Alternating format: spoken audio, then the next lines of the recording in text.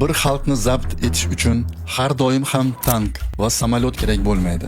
Ba'zan uning qadriyatlarini o'zgartirish, halol deb bilganini eskilikka chiqarish va harom deb bilganini madaniyat sifatida taqdim etishning o'zi yetarli bo'ladi. So'nggi yillarda O'zbekistonda ochiqlik, turizm, zamonaviylik shiorlari ostida o'tkazilayotgan ayrim tadbirlar ana shu savolni yana kun tartibiga olib chiqmoqda. Toshkentda o'tkazilgan pivo festivali shulardan biridir. Savol shundaki, nega aynan kitob festivali emas? Nega ilm festivali emas? Nega xalq orasida oilaviy ajrimlar ko'payib borayotgan bir paytda oila institutini mustahkamlashga bag'ishlangan umummilliy harakat emas? Nega aynan pivo?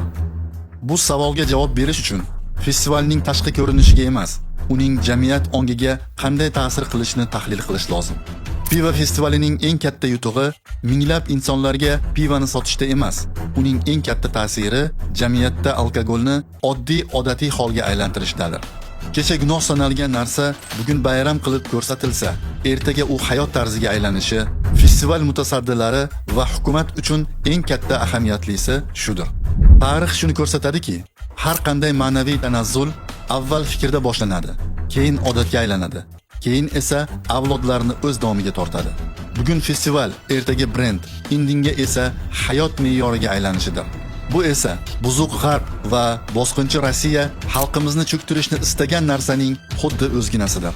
Holbuki alkogol hanuz insoniyatning eng katta ofatlaridan biri bo'lib qolmoqda. Millionlab oilalar parchalanmoqda. Millionlab insonlar sog'ligini yo'qotmoqda. Jinoyatlar va baxtsiz hodisalarning eng katta qismi mastlik bilan bog'liq. Buni O'zbek hukumatı bilmaydi deyish g'irt ahmoqlikdir.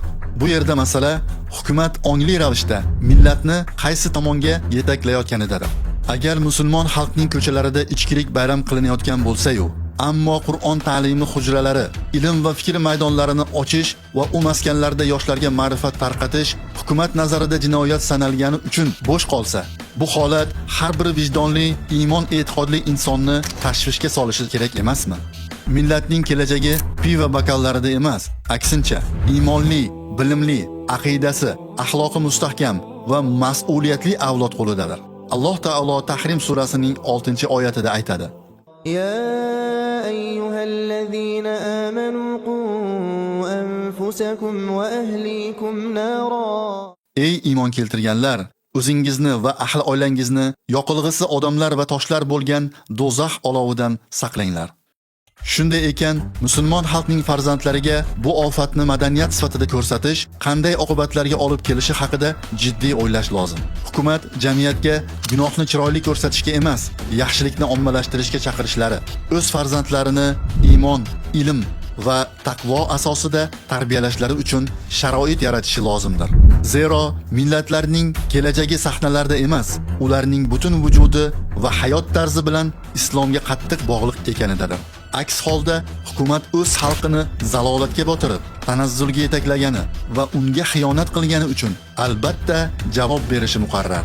Olimlar Robbisi aytadiki: ثم إن ربك للذين عملوا السوء بجهالة ثم تابوا من بعد ذلك وأصلحوا إن ربك من بعدها لغفور رحيم.